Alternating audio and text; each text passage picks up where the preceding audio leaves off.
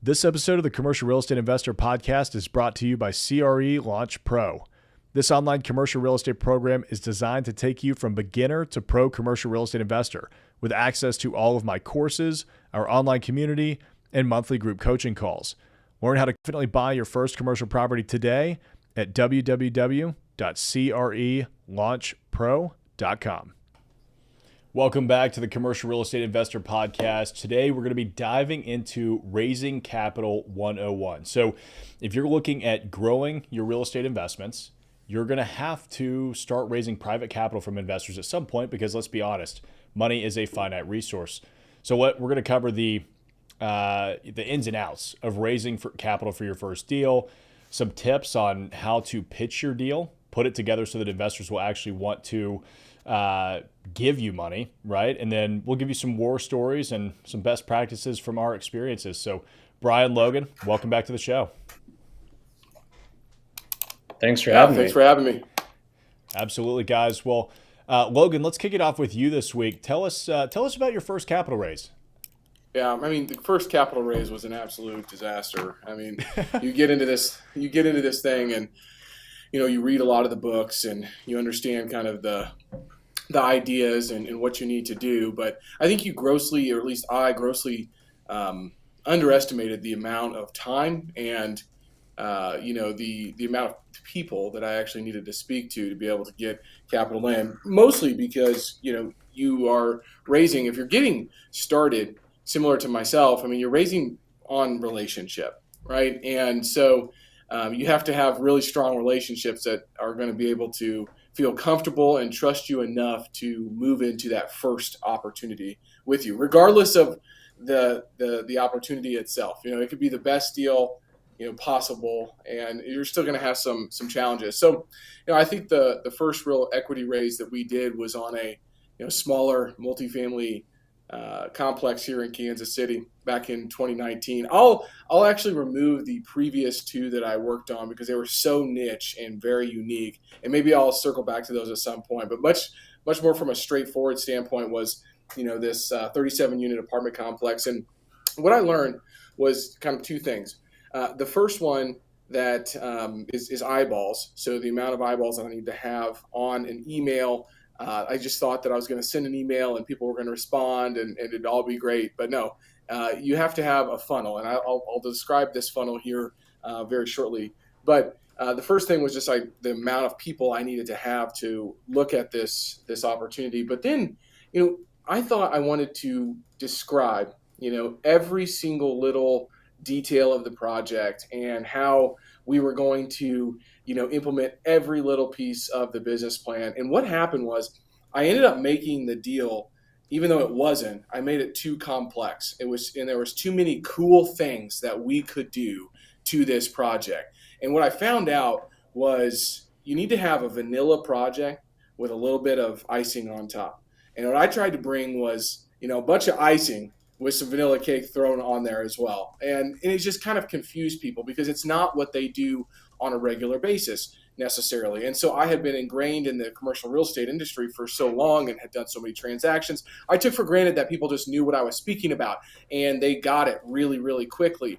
And so as I'm talking, I'm seeing eyes just, glaze over and people just saying like, wait, like just slow down a second. And so I think that what we do now and how we try to, put these deal narratives together, because I love to write these things out because one, it helps me learn, right? I think that if I have to write out every single piece of every single deal and know the square footages and the comparable properties and all of those different pieces that you need to know, it helps solidify that in my own brain. But then I have to make that very simple for the investor that I'm speaking to. And so we've really made it pretty, almost like for like an eighth grader that they could understand what we're trying to accomplish with the project.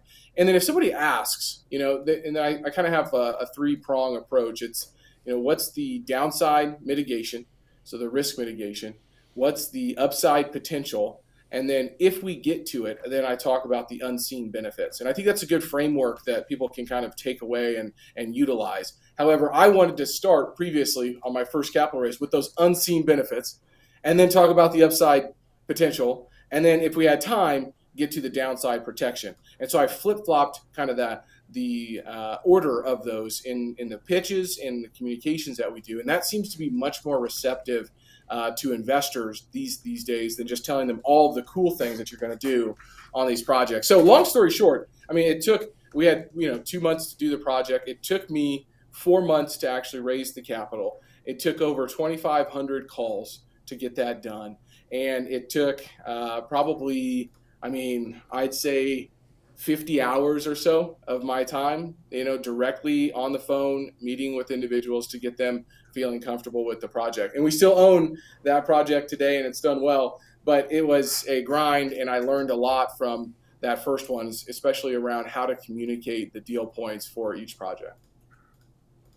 I love it. Thanks for going so in depth. Brian, what about you? How was, I know you've talked a little bit about your first capital raise, but how was it kind of compared to what you were expecting it to be? Yeah, total disaster.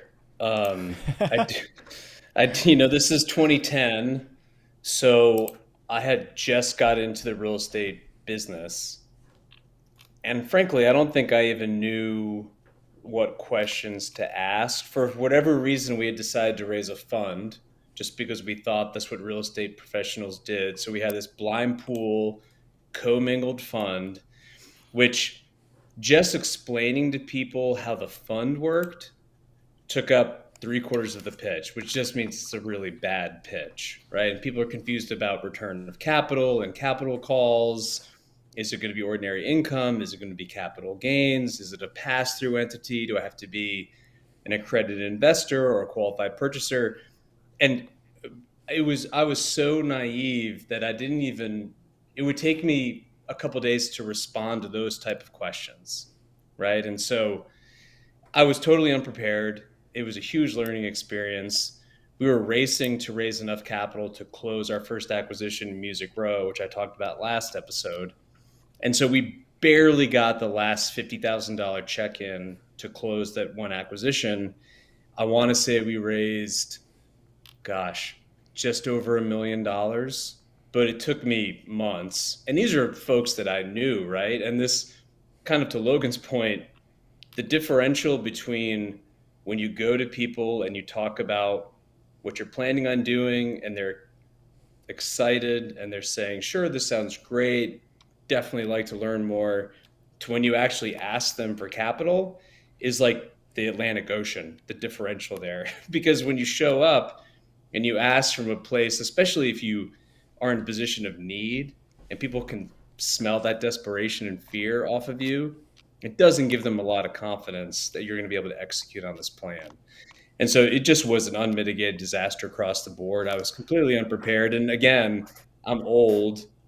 We didn't have resources like podcasts or books really to even understand how to start raising capital or how to think about marketing, or even though we were raising a fund, it was really just syndication, how to do syndication. And so there was really a dearth of resources available to us. We've come a long way, obviously, but it was very, very painful. And I would just second Logan's other comment, which is hugely inefficient amount of time spent both on me and the investor, right? The investor didn't even have enough information to know if they're an easy pass or they're interested. I wasn't giving them enough to know. So it was wasting their time and my time. Logan, did you say how much your first capital raise was? It was $750,000. Man, that's. I was gonna say I had a completely opposite experience of you guys, but I only raised about $100,000. So that's. It's a totally different game once you start getting. Honestly, above $100,000, right? Because my first capital raise, I could have had one investor do that. I ended up having two guys write a check for $50,000 each off of the first two text messages that I sent. And that was 100% based on just the relationships that I had built over the, I think at this point, 6 years that I'd been in commercial real estate. That's one thing that I think a lot of newer people take for granted, because you get asked the question all the time, like, should I be raising capital or should I be, finding deals first? I think you should have started, building relationships years ago. And hopefully you've got plenty of relationships that you can kind of lean on for your first one. But I'm right there with you guys on my second one. Total disaster. We ended up raising about $450,000 for an office acquisition, and I had 3 or 4 guys pull out the week before closing because one of the guys that was investing with us was a residential guy, owned like over 100 homes. And he just decided last minute, he was like, you know what? I don't understand office space, so I'm getting out of it. And then he called 3 other guys that had committed to invest in this and said, I'm not investing in this deal because I don't get it. Y'all shouldn't either. And they all backed out because they all got scared. And so here we are a week before closing. I'm scrambling. We end up pulling it together. But man, that was the most stress I'd ever been through at the time. I mean, I've been through way worse capital raises now, but I think there's no such thing as an easy capital raise. I mean, capital raises get easier over, let me rephrase that. Capital raises may not be or may not have as many hurdles in the future because you've built these relationships, you've built a track record, but they're always difficult. And I think that they're always stressful. I mean, Logan, how do you feel every time you go into a capital raise? Are you like, this is for sure getting done because I've got such a great group of investors? Or is it still one of those like, hey, yeah, we're going to have to really bust our tails to make sure this happens?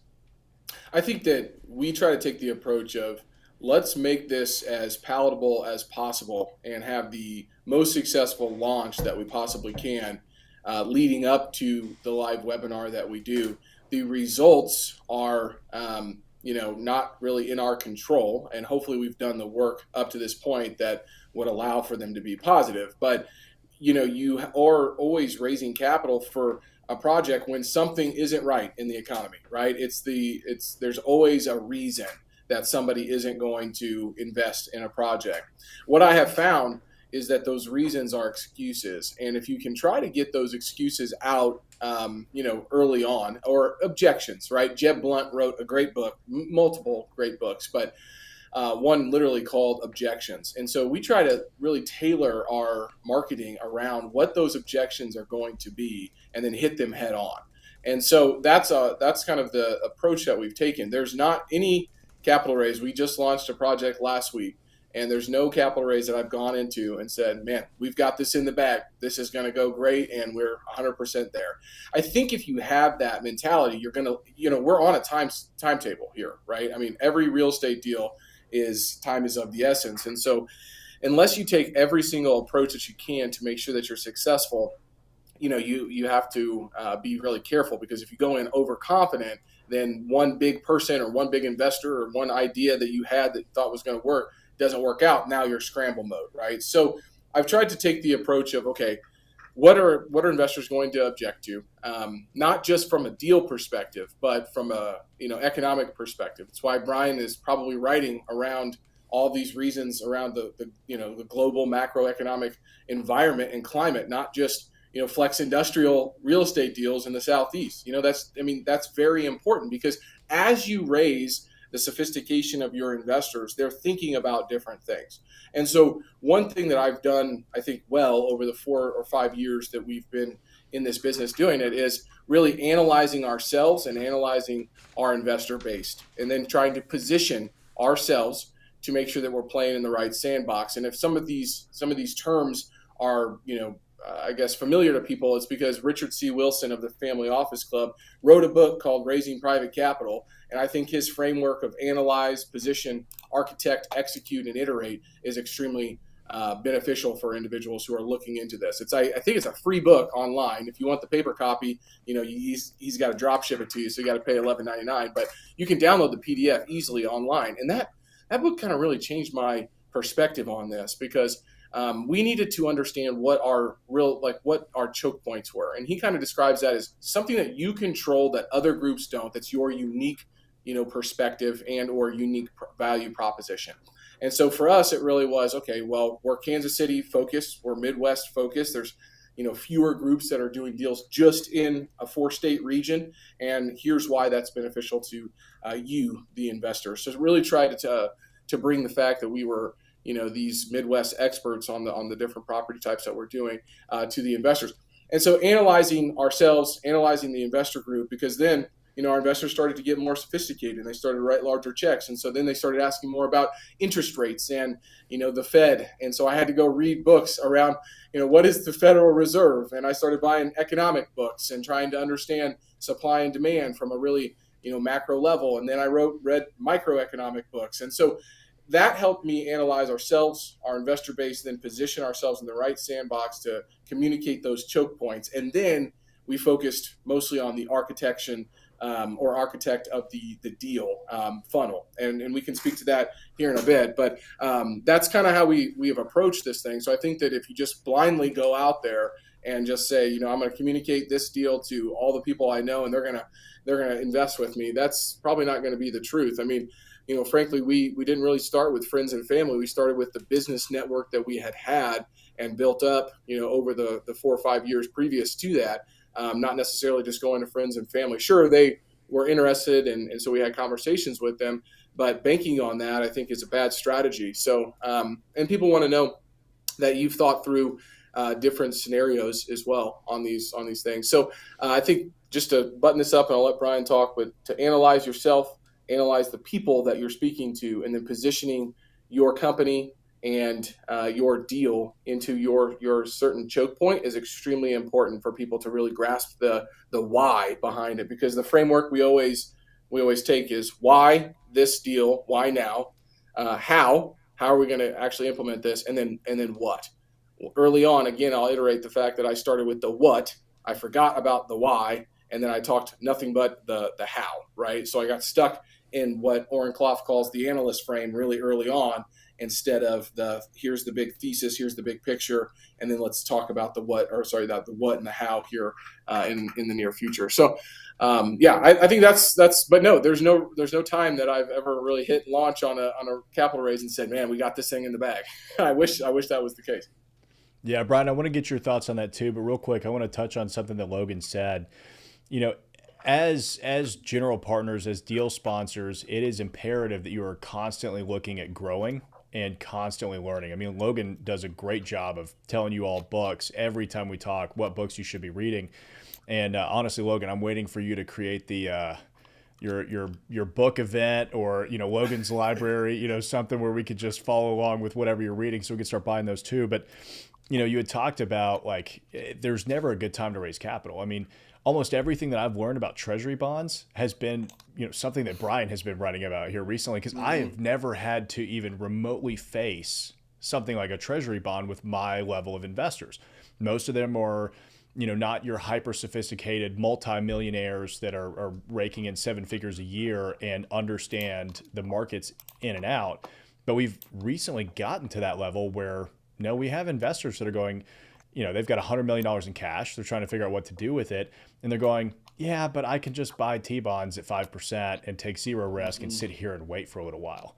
And so I was like, well, damn, now I got to go learn how to counter that, because I didn't know, and of course, Brian puts out a lot of incredible information on LinkedIn. You guys should go follow him. So you can see some of that content. But Brian, I want to get your thoughts on how you feel going into capital raises.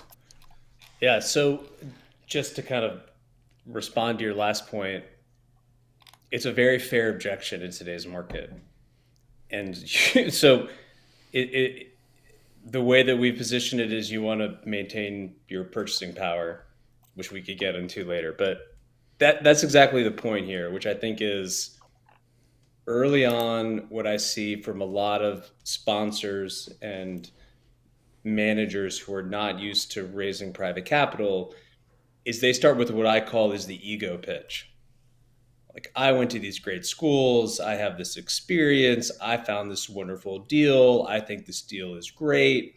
And then they go out to market, shotgun it to their friends and family, and they try to cram it down their throats, right? Whereas the empathy pitch, which is kind of what I detailed last session, where you go out to the market of people that theoretically might give you capital, and you figure out what their problems are, and then you position your widget to be a solution set to their problems, and you start with their issues first and how your offering could potentially be a solution set to their problems, may not be the most exciting thing in the world, the most exciting, sexy way to raise capital, but I promise you it's more efficient. And to Logan's point, we're talking about efficiencies here, because across my career, my conversion rate is around 1 to 3 to 5%, depending on the circle that you're in terms of first, second, or third degree.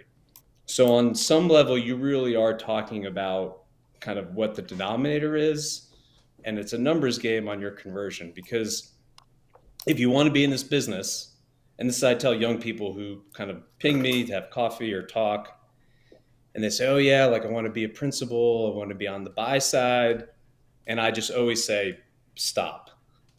If you're going to work as a syndicator or a small fund manager, you are on the sell side every day.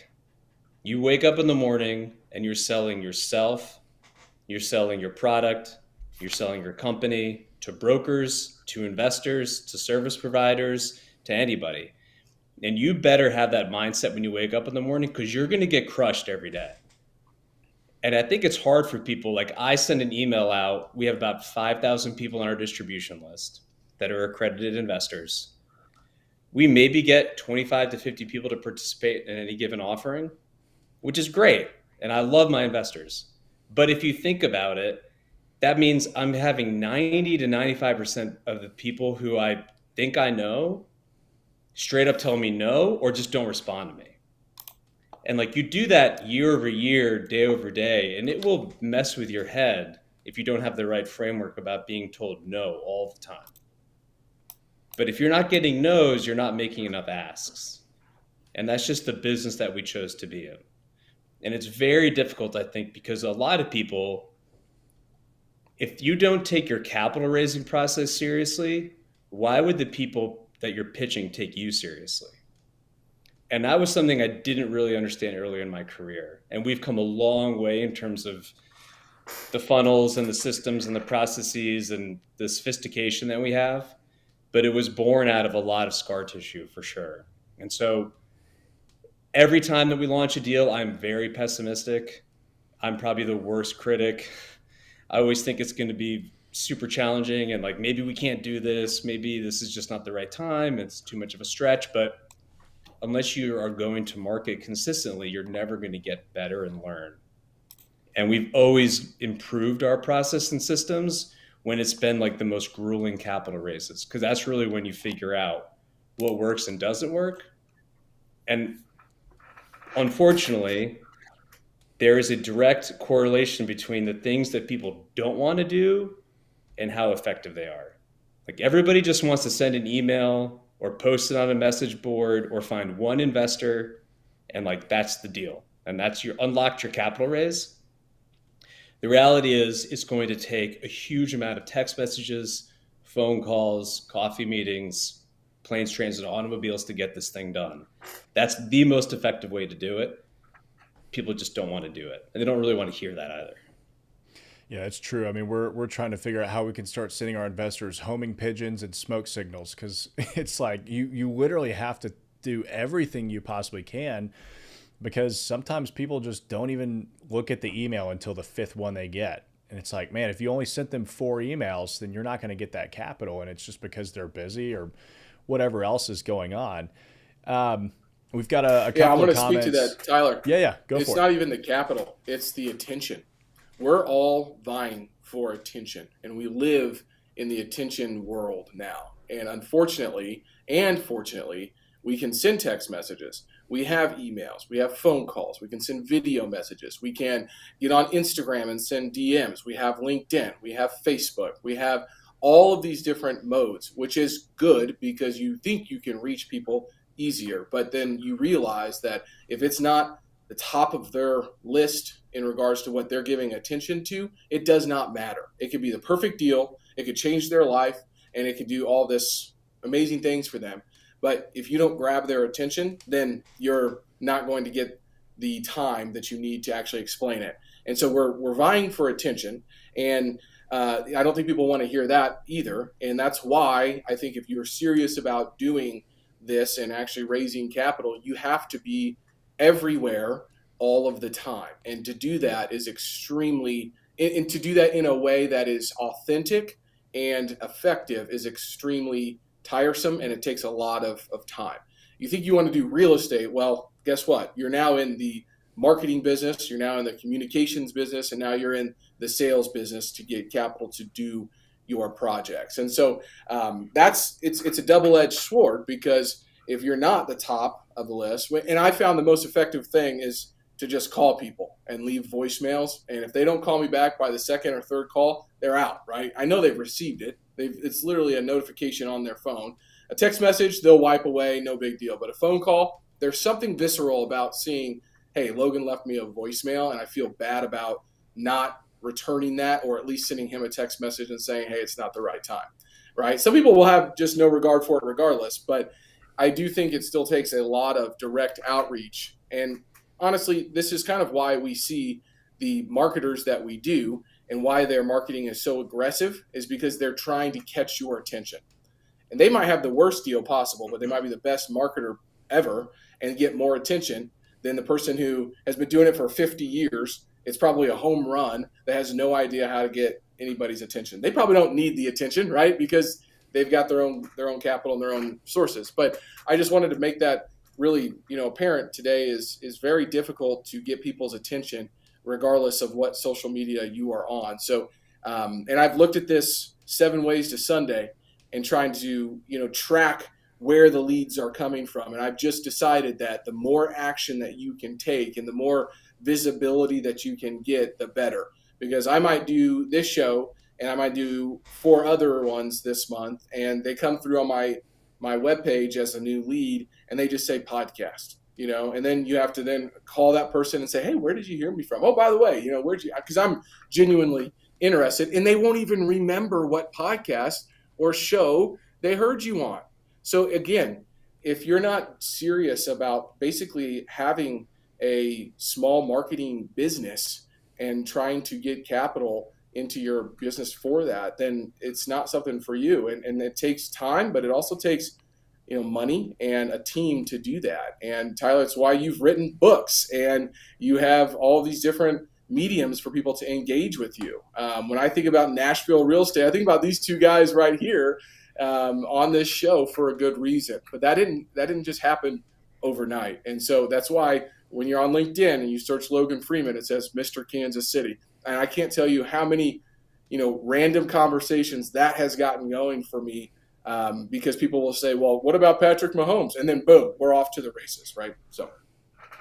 Yeah, I couldn't agree more. I mean, I say that all the time. You're just because you're in real estate doesn't mean you're in sales. You're marketing, right? Because You're probably never going to be the best syndicator out there. I know that I won't, right? But we have really good projects that bring really good returns. I think above average returns, but we've got a better, broader reach than what most other people have. So it's not necessarily how good you are, it's how many people know about you, right? I mean, I've been using this analogy since I was in high school because I was obsessed with guitar and I used to watch guitar videos all the time. And, I can't remember who told me this, but they were like, the greatest guitarist will never be known because he sits in his room and never plays for anybody. And so, I mean, that has just always sat with me like, wow, I mean, you're probably right. The greatest guitarist will never be known. So let's, it's like looking at Oliver Anthony, right? I mean, this is a perfect example and quite really interesting case study of what's going on right now. You got a guy, where's he from, Tyler? I'm sure you know. Is it Georgia? I actually don't know. Yeah. Okay, well, he's on 90 acres. No, it's in, he's in Virginia. That's right. He's on 90 acres in Virginia. He starts strumming a guitar and belting out a song, and then Joe Rogan hears him, right, and says, man, I want to interview that guy. That guy's got something unique. And then, boom, the guy is, top song, beats out Luke Combs on Spotify and for the top song in 2 weeks, right? Because, I mean, that's exactly it. So back to the choke points, if you can figure out what yours is, that guy was interesting because he would, was one, his lyrics were interesting, but 2, he had a good voice. He, didn't look like a lot of the guys that you might see out there. And then somebody picked him up because he put it out there on Instagram, videoing himself. So I think that the other part about this is having the confidence to, actually take that step and put yourself out there. I can't tell you how many times my wife has said, there's no way I could do what you do because all you do is speak in front of a camera, talk to people all the time about, what you can do and what, you are doing. And that's not for me. So and that's not to say there's not general partners out there that, are behind the scenes, but I guarantee you they have a right-hand man or woman that is exposing them in a really good way and bringing them in when the time is right to to talk to investors. So I just wanted to kind of put that point out there. Yeah, I think that's great. We've got a bunch of comments in the live chat. I want to make sure we acknowledge these real quick. Alex is saying solution selling, going back to your comments there, Brian, about tailoring your investor pitch to each individual investor. I think that's great. If it doesn't resonate, it doesn't matter. A lot of people want to make money, but they also want to enjoy what they do and work with people they enjoy. So I completely agree with that. Let's see. We've got a couple of other comments. Texan, I'll get to yours, and Joe Carrera, I'll get to yours here in a minute too. But this next one kind of leads into the next part I want to go into in the show. It's from Cold Turner. So, hi, my name is Cold Turner. I'm a graduate this May 2024. I'm very interested in commercial real estate development, multifamily specifically. I was wondering what I could do now to help in the future when it comes time to raise capital for prospective projects. So, I think the question there is like, how do you find investors? If you're just starting out, how do you go about building that Rolodex so that, in 2, 3, 4 years when Cole is ready, he can hit the ground running? So I think the best time to raise is when you're not raising. And if I was Cole or somebody in a similar situation, what I would, if I could go back in time and kind of redo this, I would be really, really thoughtful and focused on what my ideal customer profile is, like who my avatar is, who I want to serve. Because the problems that an institutional capital partner have are very different from what a high net worth individual might be facing. And if you're trying to service both of those avatars, it's going to be really challenging for you to have a cohesive narrative and a product type that will fill both of the buckets for those folks. So, Cole, if you're listening, I would figure out who you want to work with, right? I would do some market research. Do you want to work with individuals and families? Do you want to work with institutional funds?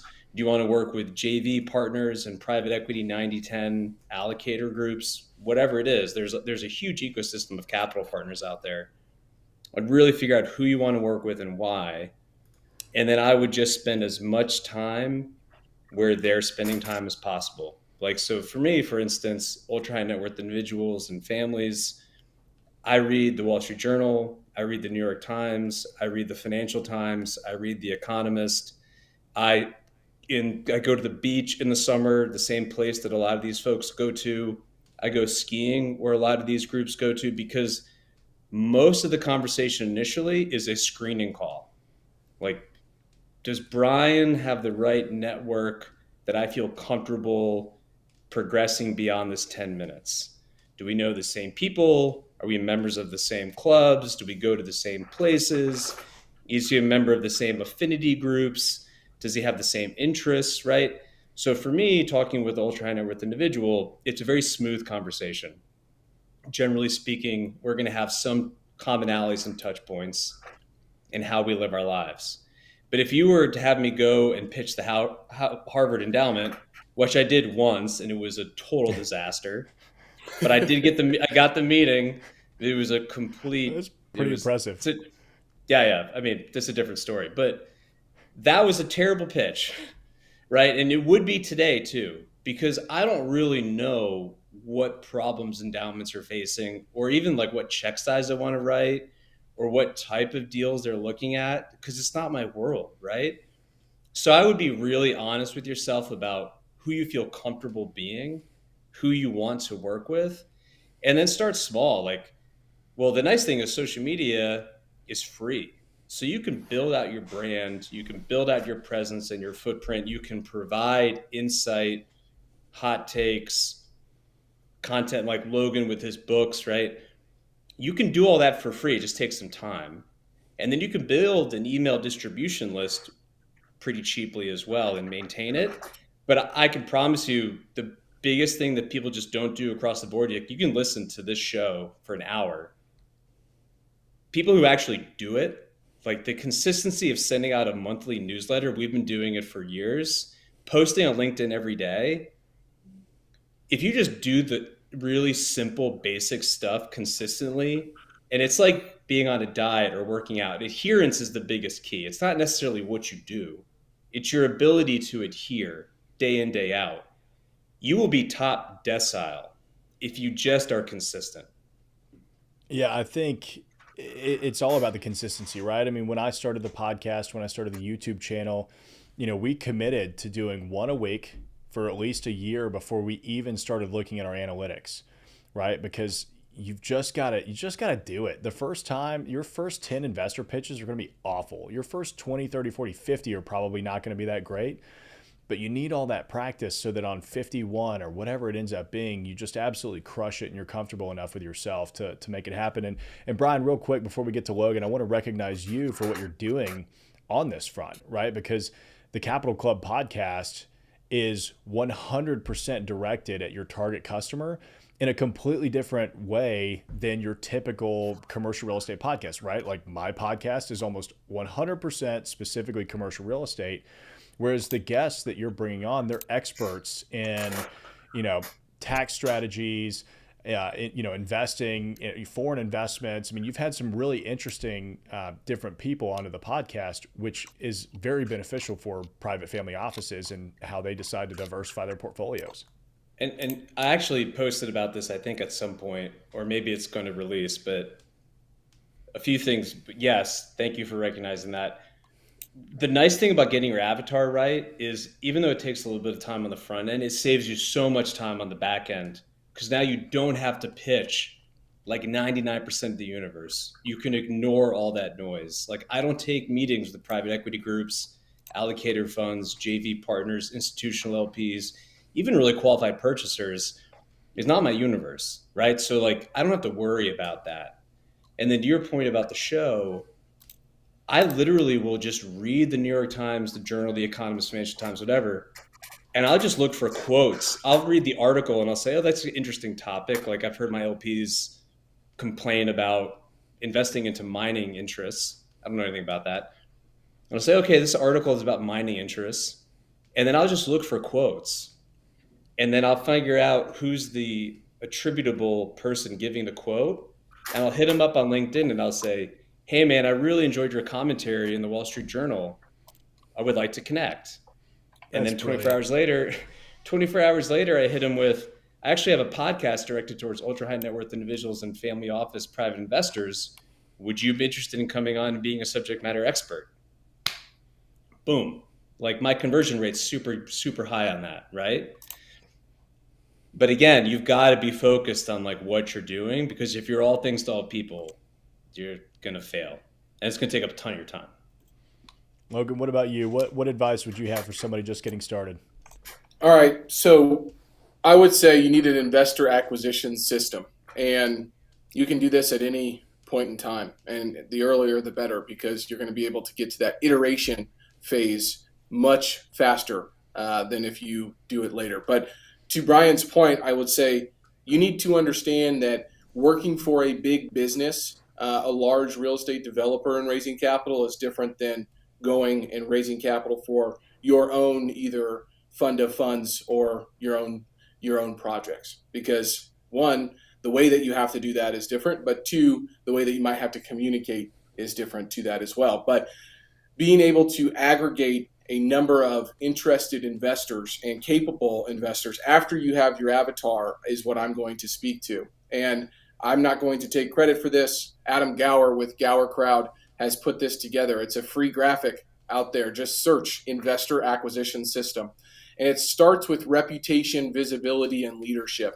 And the way that you do that is LinkedIn, Twitter, Facebook, Instagram, YouTube, podcasts, everything that you can think of where you need to be, where people will be engaging. Or you can also become a scratch golfer and join your local club, because there will be plenty of guys there playing all the time saying, hey, what the heck is this kid doing beating me in golf and how? And they will want to try to play you.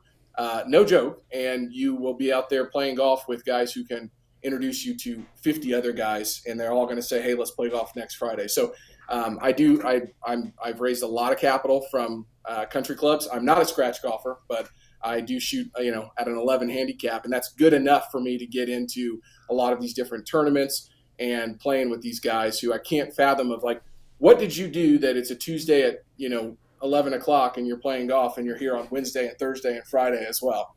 There is something to be said about that too. But if you're in school and you can't do that, you can't be on the golf course and you don't have that network, that's where I started. Then you can get to this investor acquisition system, which again starts on the social medias. But then you have to think about the investor journey. And so this is very awesome because we now have AI, artificial intelligence, that will help you build out these campaigns and even help you write these emails. And there's free email clients like Constant Contact. I use Active Campaign, and each time somebody raises their hand and says, yeah, I'd be interested in learning more about what Logan is doing in Kansas City, they are entered into a campaign that they engage with, and based on their engagement, they're moved to different sections of the campaign along the investor journey. And at some point, they're going to have a lead score, right? They're going to be scored to a point of saying, hey, this person's opened 7 emails. They've clicked 5 of them. They've spent 30 seconds on this web page. This is probably what their hot topics are. We think that based on your criteria, they're ready for a phone call, and then the investor relations team will actually reach out to them once they're warmed up. After that first phone call, which is very structured, and I have a lot of resources in regards to what needs to happen on that first phone call. If it moves forward 2 weeks later after we follow up with more emails and text messages, I'm getting on the phone with this individual. So there's an investor journey where they have to know, like, and trust you. You're going to hear that a lot, the KLT kind of framework, right? Know, like, and trust. And the way that you can build that is through educational content and showing that you're out there putting the work in. And then there's all kinds of different lead, generation, the call to action, whether that be an ebook that you write, your take on the current market, what you're doing on a regular basis, what you're learning in school, Cole, right? Like, hey, I'm finishing up school right now, and this is what's being taught in there. And I want to talk to you about, Mr. or Mrs. Investor, about, is this something that's realistically, that I'm going to engage with in the real world when I get out into the actual marketplace? So you have that whole communication journey, the investor journey, the know, like, and trust, and then you have some sort of call to action where hopefully you have something, right? You have that widget that Brian had spoke about previously that solves their problems, and you might not have a deal right now to do that, and that's okay. But for example, investors, that when we don't have a deal, we have what's called a portfolio allocation model and or framework that we actually use. David Swinson's model, I believe he was from Yale. Brian, keep me honest there, but he put the portfolio allocation model together that helped them beat the market for a long time. That's public out there of what he did, and so we just distilled that into an actionable worksheet that people can go through. And they can watch the 50-minute webinar. They can write down where they have their investments are, and gives them a score and where they need to focus on. And then after they go through that, then we can have a call. All of this sounds like it can happen in a week. It takes months. So don't think that like an investor is going to do this all at one time and they're going to be like, oh my gosh, you're going to have all these investors. It might take somebody 7 days. It might take somebody 7 months, just depending on what when their time frame is. But that's a way that we continue to raise while we're not raising, and we bring them through this journey. But I think that what you can do currently now is definitely go follow Adam Gower. He puts out a lot of resources and free stuff and investor acquisition system. Careful, Adam's a master at capturing your dollars, and he's captured a lot of mine as well. He's a master. But mimic him, right? Engage with his content, because what he's teaching you, you're actually going to be going through, and that's what you're going to need to go through with your own investors. So the best way that I've actually learned is not paying for a lot of these courses. I have paid for a lot of them, but I never actually went to anything. I just signed up, saw how they got me to sign up. I wrote down all of the different steps that I took and or I didn't take, and then I created my own frameworks and campaigns based off of that.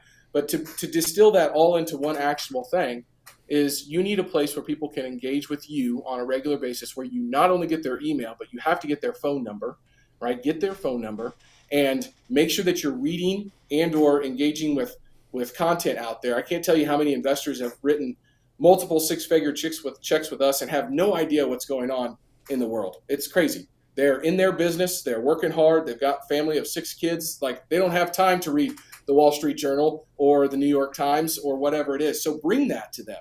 Distill that down into a couple bullet points or a video or some sort of engageable content, and then follow up with them about that, but make sure that you're capturing their information. And when you do decide that, hey, I'm going to go launch my own fund, or I'm going to, participate in this project, or I'm going to go work with somebody. Even if you do go work with a big developer like Tyler or somebody like that, Tyler, if somebody came to you and said, "Hey, I'm really interested on the capital raising side," for the last 5 years, I've built up a list of 3,000 investors. I think about 1,500 of them are probably accredited investors from the polls that I've sent them, and I have hot buttons for each one of those. I think that's a pretty good hire that somebody might be interested in. Right? I think it'd be hiring them on the spot. Yeah, I mean might be hiring them on the spot, right? Because they've shown initiative, but then also they're bringing some value to an organization. So I think that's where I would start, and that's exactly what I would do. And I sort of did this back in 2014 with a WordPress blog. I just started writing book reviews of the books that I was reading, and it got 2,700 followers out of nowhere. And then guess what? I took all those emails because I captured them, and then that was the start of my newsletter monthly that I wrote for about 8 years. And so that's kind of how we got to this point. Jessica Profit is in real estate development here in Nashville. She commented, "This is such great information. How many women are on the golf course with you?"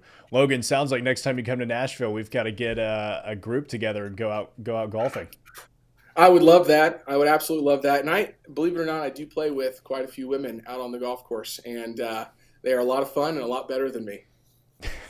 Yeah, I'm a terrible golfer. I enjoy it, but I need to get better so that investors don't go, "Yeah, we're absolutely not investing with that guy," whenever I'm out on the golf course. Let's here's my one thing about golf is if you're bad, just don't be slow. And that's all there is to it. If you can be bad and be slow, but pick your ball up and get moving to the next hole and say, "Hey, I'm good to go. Let's rock and roll." Keep everybody moving. Yep, that's it. Okay, so let's talk about deal structures, because that is typically, in my experience, the biggest question mark that people will have when it comes to these deals, because they don't know how much do I need to pay an investor? How much do investors want? What do investors want to see?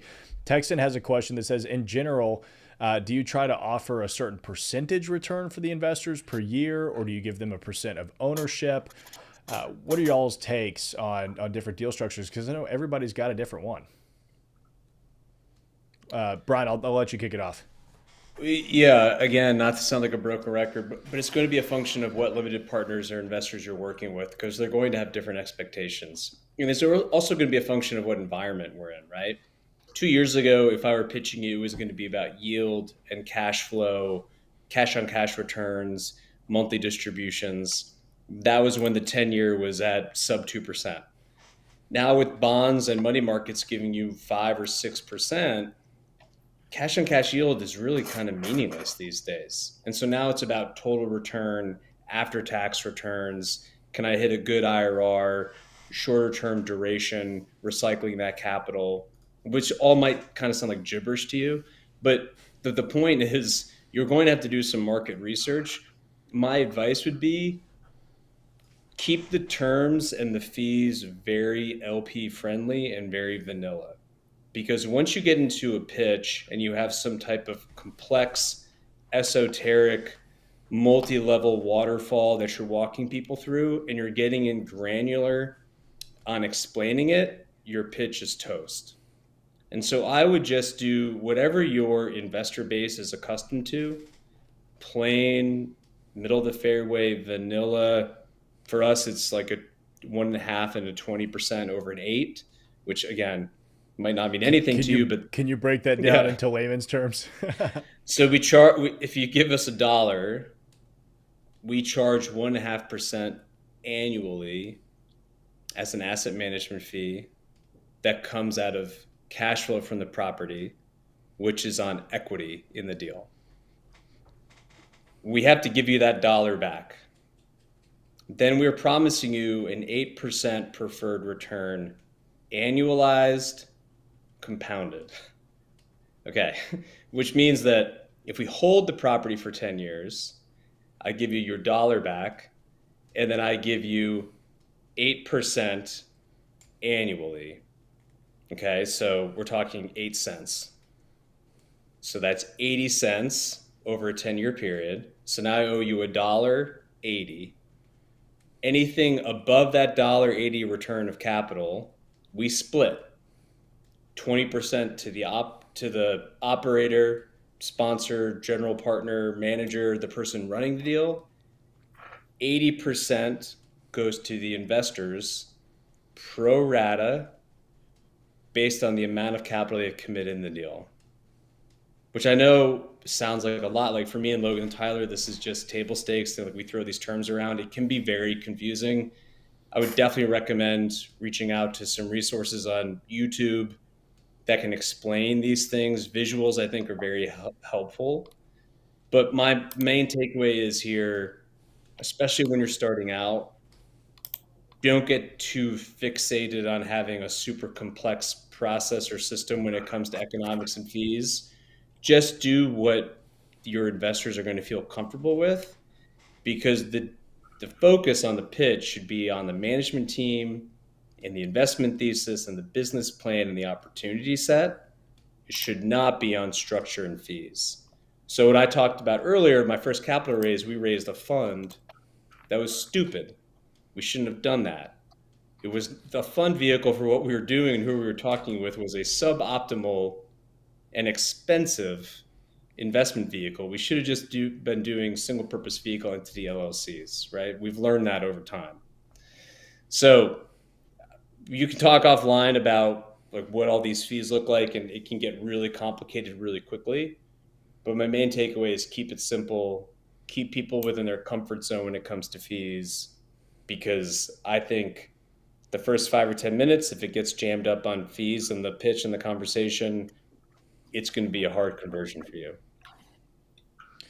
Yeah, I couldn't agree more. I mean, some of the deal structures that I've seen come across my desk, it makes me wonder how these guys ever get anybody to commit $1 to their deals, because, you know, they've got this waterfall based on this IRR, and, you know, if they hit this, then you'll get this percentage return. But I mean, who is it? Don Miller, who says, if you confuse, you lose. I mean, yeah. It couldn't be more true in a scenario like this, because most people already don't understand IRRs. They get cash on cash returns. And so if you're going to start basing waterfalls on a certain IRR, which you can actually kind of manipulate as a general partner, then you're going to have people that don't want to invest with you. I'm right there with, go ahead, Brian. And what Logan said earlier, I think, is easy to say, hard to do in practice, because we all want to prove how smart we are.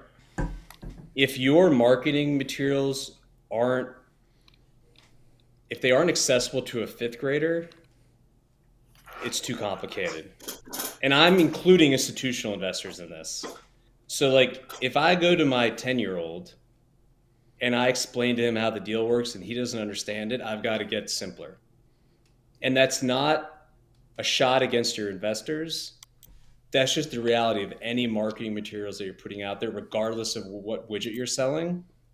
People get intimidated really easily. And if they get intimidated and scared, they go primal and they run away. And that's the last thing you want to do. Yeah. Logan, what are your thoughts? So WIIFM is everyone's favorite radio station. What's in it for me? So remember the why, how, what framework that I presented previously. And the what is, in this scenario, would be what the returns are for an investor. So if somebody's really interested in trying to clearly communicate the returns for a real estate project, you better know what IRR is, how it's calculated, what cash on cash is, what a preferred return is, because preferred return is often misunderstood in our business. And I've had to spend a lot of time communicating that it is a hurdle rate, and we pay distributions out of the distributable cash flows, and that may not be what the preferred return is. And it doesn't start until X, Y, and Z period because of X, Y, and Z. So IRR, cash on cash, and equity multiple is the other one. And so if you can understand what in preferred return, what those are, and clearly communicate those, ask ChatGPT, hey, I'm trying to understand what these 4 return metrics are. Explain it to me like I'm a fifth grader, and see what it spits out to you. And that's how we go and communicate this back to investors, right? And then, okay, so they understand that, and then they start to compare, right? Because that's how our brains work. So they're like, okay, well, if my equity multiple is 2 over 5 years, can I do that in the stock market? Can I do that in other ventures? Tell me, how do we get there? And then boom, now they're asking you questions about how you actually get to those numbers into the project. And then they say, oh, well, why would I want to do this again? What are we investing in? Right. And then you get them on board with the thesis. So sometimes that framework can work backwards if you're in a communication with another individual. And so you have to always be thinking about that. But I would say this, you need to get really clear on how to communicate what those return metrics actually mean. And then when somebody asks you, well, how are you going to do that? You need to have really reputable information and hopefully proven on previous projects that you can point to of how you're actually going to get to those things. The last thing I'll say about this is we typically, at least myself, I do not get stuck in the analyst frame. I've just stopped doing it because I in the analyst frame being somebody who wants to negotiate about every sell and every assumption. And so I try to say, okay, look, there are a lot of key assumptions that can be made here. Let's start there and agree with those. And so actually on my pitches, we'll have a slide that has the key assumptions that are going to manipulate those return metrics mostly. And so I then get buy-in with them on, do you believe that this exit cap rate is conservative? And do you believe that we can achieve these rental rates based on these comparable projects? And do you think that this will take 6 to 8 months? And then that's when I start to really get kind of the information out of an investor of what they're actually thinking about. And I'm not just sitting there talking and glossing over what their actual hot buttons are. But if you can't communicate what those return metrics are very clearly and concisely in a short duration, and you stumble over that, you're going to lose people from day one, because our minds are also attracted to numbers. So they're going to flip through it. They're going to look at the pictures, and then they're going to go to the last slide, and they're going to say, what's in it for me? And then they're going to look at the numbers, and then they're going to start comparing. And then if you can get them over that, then they're going to ask, how are you going to get there? And then why should I do this? Yeah, I like that. I'm going to go back and probably reformat my offering memorandum to put just in big, bold letters on like the second page, like all the returns, sample $100,000 pitch. Because I've got it, but it's later in the deck. And I like how you just said that, like catch them with the returns, get them to start thinking, can I get this anywhere else? Now I want to dig further into this offering memorandum.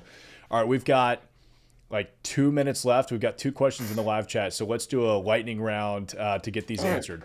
Joe is asking, could I simply find one investor to JV with to acquire 3 multifamily properties doing a BRRRR strategy and live on my passive income?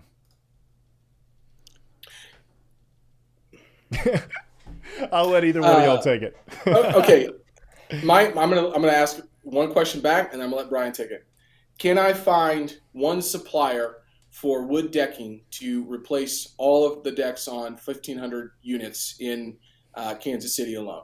The answer is no for me. So I'll let Brian go. And I could have asked that question in a million different ways, but that's my opinion about it. Yeah, if this business is how I pay my personal mortgage and take care of my children and feed and clothe them, do I want to be beholden to one investor? Ask yourself that. Yeah, I feel. And the retrade possibility is like enormous downside risk for you.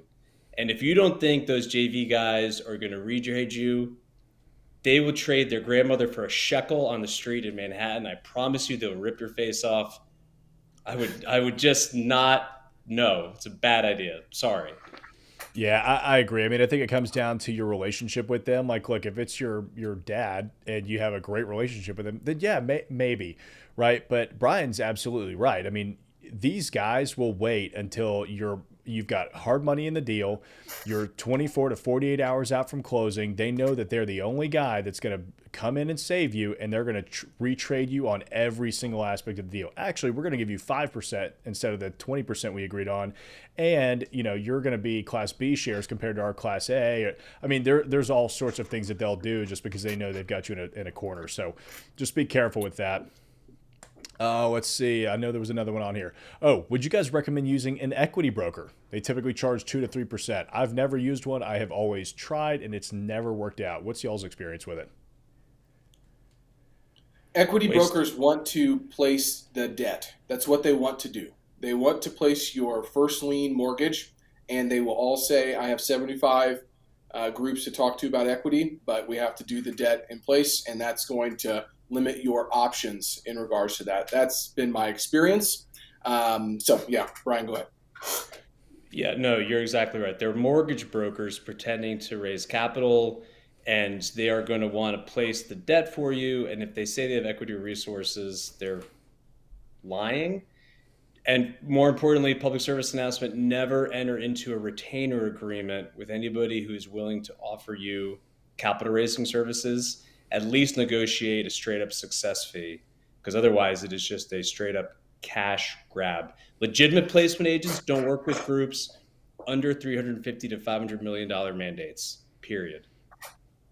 Yeah, I mean, these guys all want to get you locked into a contract so that they know. I mean, again, it's the same thing as the JV situation. Like, they want to get you locked in so that you have no other resources, and then you're desperate to use them.